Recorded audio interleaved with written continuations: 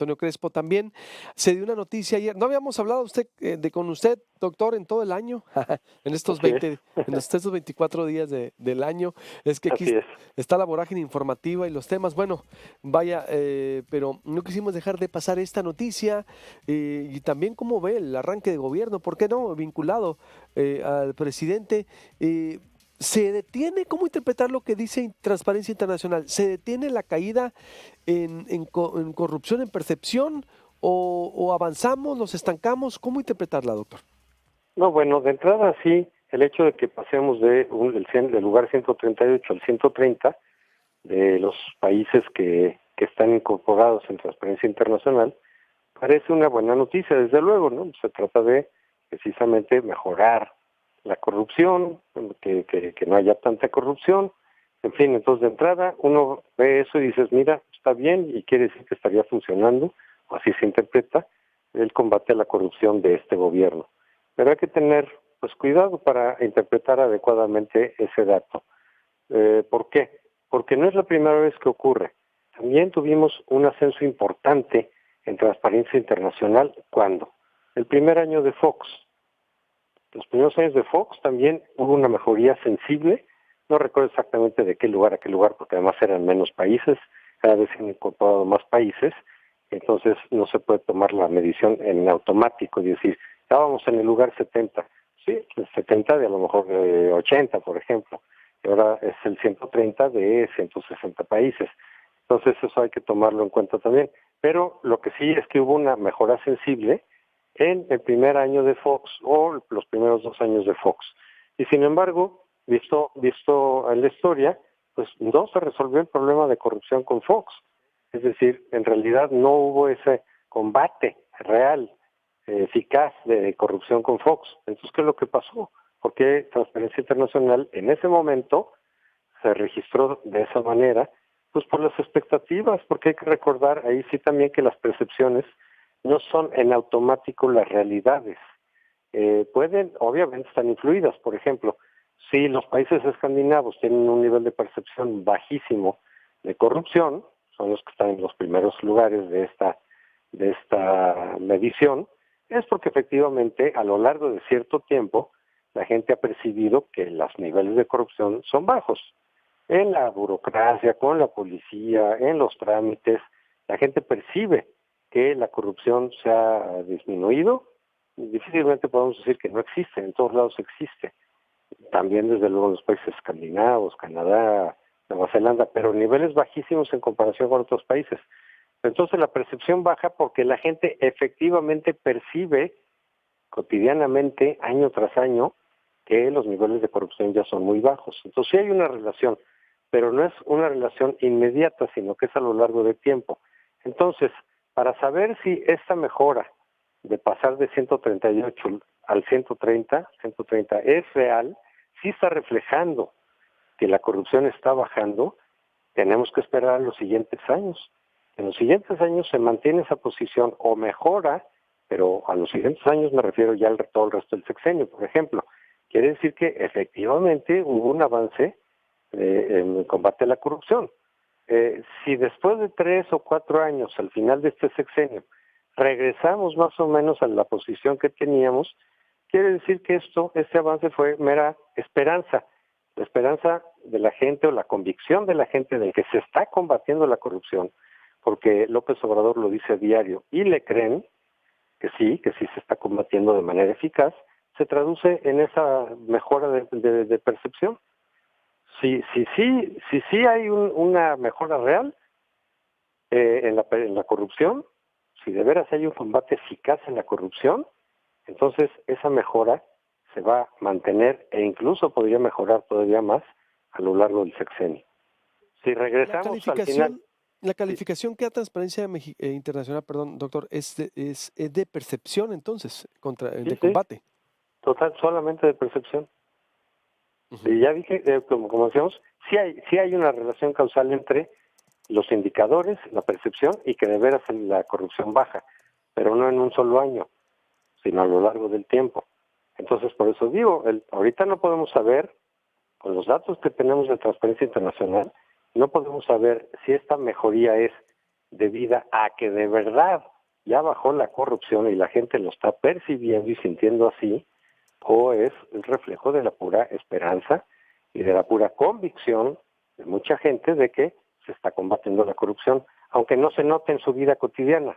Simplemente dicen, claro, López Obrador está combatiendo la corrupción, lo dice diario, ya dijo que el huachicol se está acabando, vea todo lo que están haciendo con los programas porque eran corruptos, ya tiró el aeropuerto porque había corrupción, ya tiró el seguro popular porque había corrupción, quiere decir que se está combatiendo la corrupción. Ah, ok. Y tú lo notas en tu vida cotidiana, a la hora de ir a la burocracia, aquí, allá, etcétera, pues a lo mejor sí, pero eso no se refleja necesariamente en ese indicador de un solo año. A eso me refiero, es de percepción. Y a veces la percepción no corresponde con la realidad, como pasó también con Fox. Por eso pongo el parangón, porque con Fox ya lo vimos esto. Y también muchos foxistas, mucha gente dijo, miren cómo sí está combatiendo la corrupción Fox, vean cómo bajó. Sí, pero pasó unos años, y al final del sexenio de Fox estábamos igual que al principio. Quiere decir que era la mera ilusión de los ciudadanos. No digo que eso sea lo que esté pasando, simplemente digo es una posibilidad. La única forma que vamos a saber de si de verdad está bajando la corrupción en serio, no solo como expectativa de la gente o como discurso oficial, sino de a de veras en la vida cotidiana, es Totalmente. si a lo largo de los siguientes años ese indicador sigue bajando o mejora o se mantiene en 130, digamos. Y hay condiciones, ahí ve usted, voluntad, la estructura, es decir, que se pueda mantener. ¿Cuál sería su valoración de acuerdo a lo que hemos visto de Andrés Manuel López Obrador? Sí, yo sí creo que hay voluntad de combatir la corrupción. Desafortunadamente, como lo hemos dicho en otras ocasiones, a ciertos niveles yo veo un uso político de la ley y de la justicia. Es decir, me voy contra los adversarios, lo aplico como venganza personal, como el caso de Rosario Robles, lo cual no quiere decir que sea inocente, simplemente no ha sido juzgada y ya está en la cárcel. O con Bartlett no le aplicamos rigor, sino que pues, ahí damos marometas para que salga exonerado. O sea, un uso sesgado del instrumento y de combate a la corrupción, por un lado, un uso político. Hemos hablado también de Eduardo Medina Mora, ¿sí? Pues, no, pues tenía que haberse juzgado, pues, es decir, si le encontraron ahí una colota y por eso renunció a la Suprema Corte, pues eso tiene que continuar. Si ya lo dejan así nada más como intercambio de tú te vas de la Suprema Corte y yo te dejo en paz, pues es un uso político de la justicia.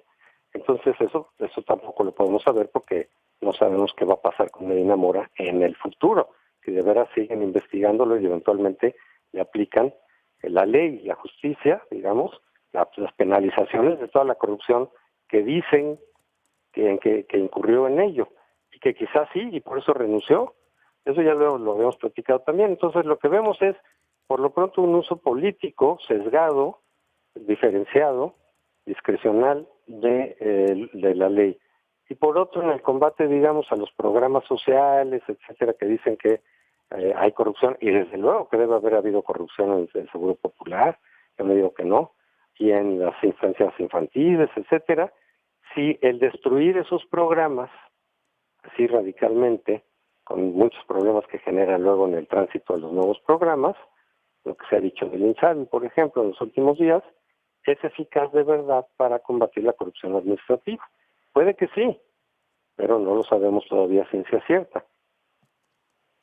Bien, pues estaremos muy al pendiente, doctor, del avance, por supuesto. Este es un buen Sobre inicio. todo, sobre todo tomar en cuenta que se va a ratificar o confirmar que de veras se está bajando la corrupción en México, dependiendo de cómo se mueva ese indicador en los próximos años. Esa es la receta. Y si hay, obvio, si no empieza a haber protegidos, si no empieza a haber, ¿no? Una dinámica que hemos conocido en los otros sexenios, doctor, también. Eso va a ser muy importante, ¿no? Así es. Porque hemos visto también que el presidente, cuando se le acusa a algún cercano, pues no, digo, como el caso Bartlett, es decir, u otros, empieza a haber teorías de conspiración, que también las hay, pero, es decir, sin duda contra él, pero los hechos inobjetables esperemos que no se tapen, doctor, y para estarlos analizando, ¿no? así es, pero por lo pronto, lo único que digo es, este indicador que en sí mismo es algo positivo, hay que tomarlo simplemente con cuidado, porque está reflejando solamente hasta ahora la percepción de la gente, no necesariamente que de veras haya bajado la corrupción. Hay la percepción de que bajó la corrupción porque estamos oyendo que se está combatiendo. Ahora, de veras ya bajó la corrupción en los hechos, no lo sabemos, no tenemos indicadores confiables todavía. Muy bien, gracias, doctor. Y estamos en Hasta contacto. luego. Claro Buenos que sí, que les vaya días, bien. doctor José Antonio Crespo. Sí, es muy importante, ¿no? La verdad que se mantenga y sobre todo la noticia de ahora de Reforma, no sé si viste, Priscila, castigaron al el ex superdelegado ahí en Jalisco, pero le dieron un supercontrato en diciembre. El Lomelí, ¿te acuerdas que estaba, lo habían separado? Eludió la inhabilitación que le impuso la Secretaría de la Función Pública. Según Rolando Herrera, de Reforma, sobre todo Rolando Herrera, que es muy buen reportero, el empresario logró contratos por hasta 128.6 millones de pesos durante la compra consolidada de medicamentos que en diciembre pasado realizó Hacienda. La compañía de Lomelí había sido inhabilitada por la Secretaría de la Función Pública el 13 de septiembre del 2019 para obtener contratos en la Administración Pública Federal por un periodo de 2 años, 6 meses, además de que se le impuso una multa de 1.051.000 pesos. Sin embargo, la empresa consiguió que una sala del Tribunal Federal de Justicia Administrativa le otorgara a principios de diciembre una suspensión definitiva a la inhabilitación, con lo que pudo participar en la licitación de la compra consolidada de medicamentos que se realizó entre los 4 y 24 de este mismo mes de diciembre.